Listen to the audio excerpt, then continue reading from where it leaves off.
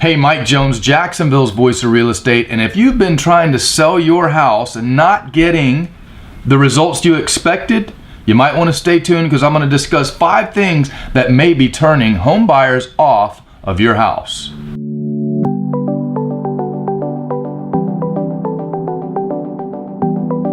So if you've been trying to sell your house and you have done everything that you think that you can to get it sold and you're still not getting the results right, you've got it priced right, you've got it conditioned right, you've been listening to the feedback that your agents provided from the showings and you're doing everything that they tell you, but you're still not getting the results that you want, I'm going to discuss right now 5 things that may be turning home buyers off of your house. Now there's a lot of things that could actually do that, but I'm going to break it down to the top 5 that I see on a regular basis, having been in the business for almost 20 years. And a lot of things come from Cindy, who has also been in the business just about as long as I have and works with many buyers. So she has actually contributed to this. She would have been here today, but she's actually out showing property. So here we go. Number 1, a dirty house. If your house is dirty, it will turn off even the easiest buyers to work with. All your baseboards, I've seen dirt on the tops of the baseboards that's just caked on there. It really shows. Dirty windows, dirty carpets, dirty floors, dirty countertops, everything. You've got to go through that house and clean it. And the bad thing about selling a house is you have to keep it show ready and clean at all times. Another thing that goes along with dirty houses is a smelly house. Don't try and cover up smells with those fragrant things or those little plug-ins. All that does is on top of the smell, it adds to it. Now you've got a smelly house with a really heavy fragrance, and it's not good. It's actually very bad. It'll drive buyers and agents right out of your house. What you need to do is, once you clean your house, have it professionally cleaned if you need to, because what you need is somebody that's a neutral party, somebody that has no emotional ties, doesn't live in your house or anything, to come in there and actually evaluate and clean it properly, top to bottom. This is a product that you're trying to sell. Cleanliness is the top thing that you need to be aware of. Smells from pet odors, real bad. That'll turn somebody off in a second. Cooking fish, quit cooking fish in your house if you're trying to sell it. There's a lot of things that you need to stop cooking in your house. There's a lot of Asian dishes and different kinds of curry and things like that. You can't cook that stuff in your house while you're trying to sell it. If you must cook fish, cook it outside on the grill or go out to eat. The whole time that you have your house for sale, don't cook any funky foods in your house, because the smell just lingers and it will turn buyers off in a heartbeat. Number 2, a cluttered house. If your house is cluttered while you live in it, that's fine. But like I said, now if you're trying to sell your house, now it's a product, it's a commodity. You need to make that house look as good as possible. Clutter will turn people off. Get all those pictures and magnets off of your refrigerators.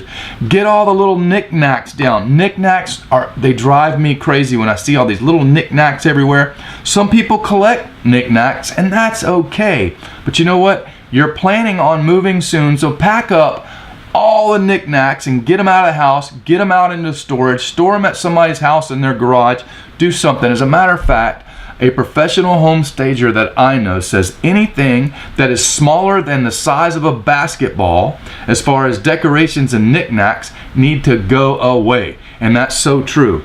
So get rid of it. A cluttered house will turn a buyer off because they cannot picture their self living in there. They see someone else's house and they can't picture it as their house, and it's very important that not be an issue.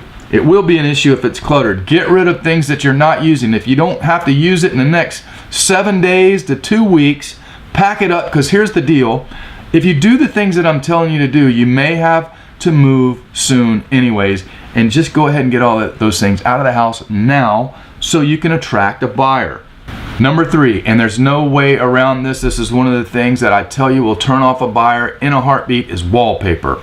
Wallpaper is terrible in the eyes of any buyer, and I'll tell you why. I don't care how much you spent on your wallpaper. I don't care if it's designer Some famous artist painted it or made it or whatever. Wallpaper is nothing but a nuisance to the next buyer. I don't care how nice it is, how much you spend on it.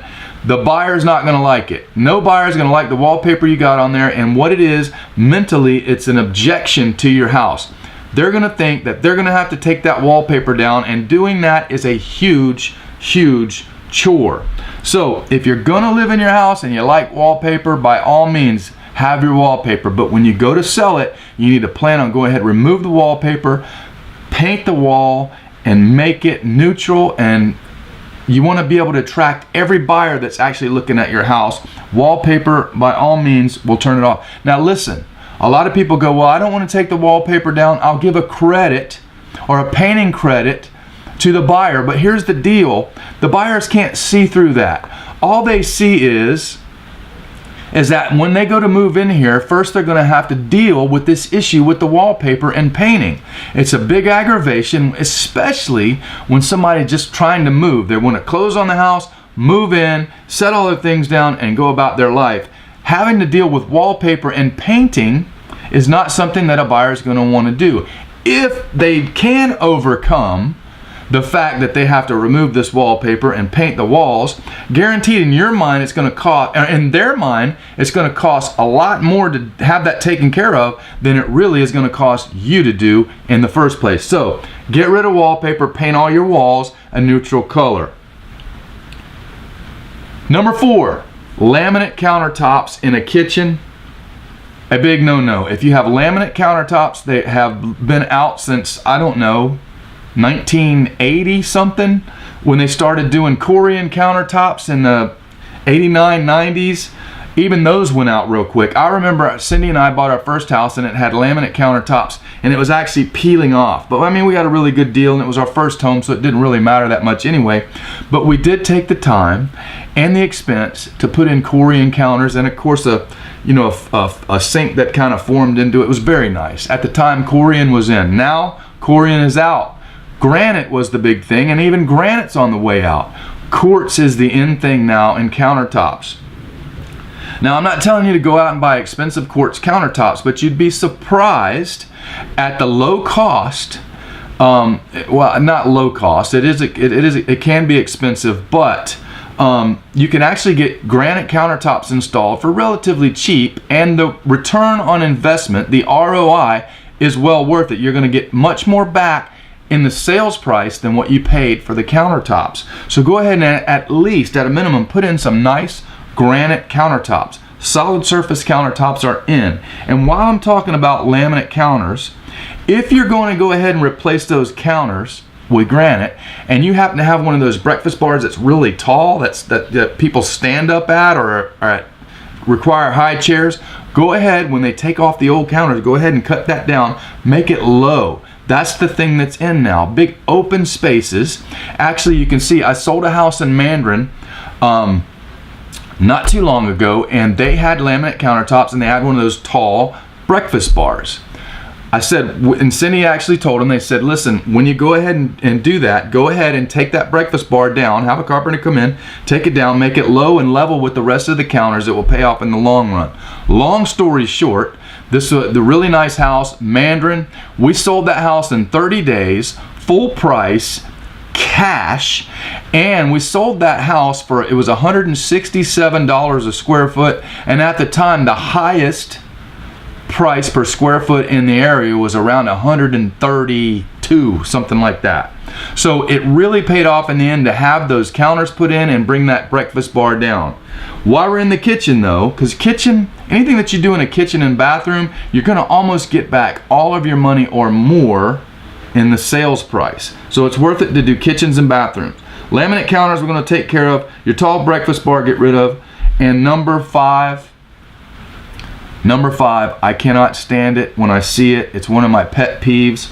White appliances and coil top stoves. If you have those in there, get rid of them. White appliances are so far out of date, it's unbelievable. The only place that you should buy or keep white appliances in is if you have a rental property, a property that you're renting out.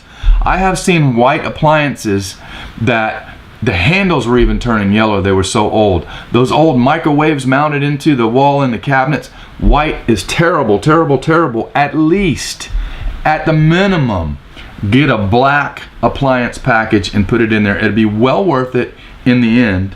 Had a $700,000 house in St. John's Country Club last year.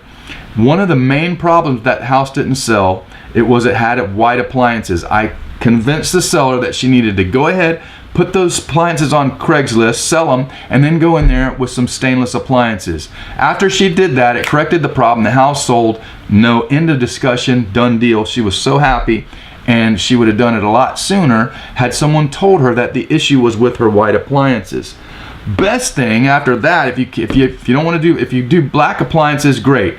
Next step up, go with stainless appliances, and now they have a black stainless that you can get, and that will pay off in the long run. So let me just recap right here. Things that could be turning off home buyers from buying your house: dirty, smelly houses. That's number one. Number two, a cluttered house.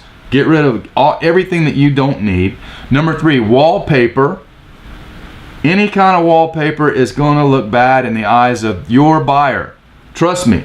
And while we're on the wallpaper thing, make sure that you paint your house a neutral color. Okay? The exception to that is if you have, just say you have a themed children's room, like I've seen, for little girls, they have like the princess, they paint the walls pink and they put little princess murals on there. Sometimes you can get away with that stuff, especially if your house is geared more towards someone who has or is starting a family. Little boys' rooms, sometimes they have a baseball theme, little baseballs on the wall and those types of things. Sometimes you can get away with that stuff. If it becomes a problem, if you start getting feedback for those types of themed rooms, then you may want to go ahead and strip them down and paint them a neutral color, and it will sell at that point. Number four, laminate countertops and tall breakfast bars. Get rid of them. Don't do it. They've have long gone, been out for a long time. And number five, the biggest thing, do not have white appliances. If you have white appliances, I don't care who makes them, where they're from, whatever, get rid of them. Put in, at a minimum, black appliances. Better yet, go stainless, or even then black stainless. Now listen, the reason I'm telling you these things, if you have to sell your house and you don't believe what I'm telling you, go to any new builders construction sites where they're building new homes and go look at the model homes. Do you know why in St. Johns County last month there was over 4,000 new home building permits? It's because those builders know that if they're selling a product, they have to showcase their product, and people come in there, they fall in love with the house that they're looking at, when the house that they're going to get sold has none of that stuff in it. That's all upgrades. So go to a model home, check it out. If you've had your house on the market for a long time, this will give you some ideas of how clean and how prepared you need to be with your house. If you're thinking about putting your house on the market, it would behoove you to go and visit one of these builders' new construction model homes. My name is Mike Jones. I'm Jacksonville's voice of real estate. If you enjoyed this video, I hope you'll share it. At least give me a like. It keeps me making more videos. Follow me on Instagram at Mike Jones Jacks Florida. That's Mike Jones Jacks FL. And because I post a lot of really cool stuff there, motorcycles, real estate, and just everyday life stuff. Also, if you haven't subscribed to my YouTube channel, please do. I got a lot of good things coming up. Cindy's got some great ideas for some series that we're going to do to help home buyers and help home sellers. If you want to know what the value of your house is, give me a call, shoot me a text, send me an email. I don't care. We'll get together. If you need to sell your home, we'll get the job done. I appreciate you watching, and we'll see you next time.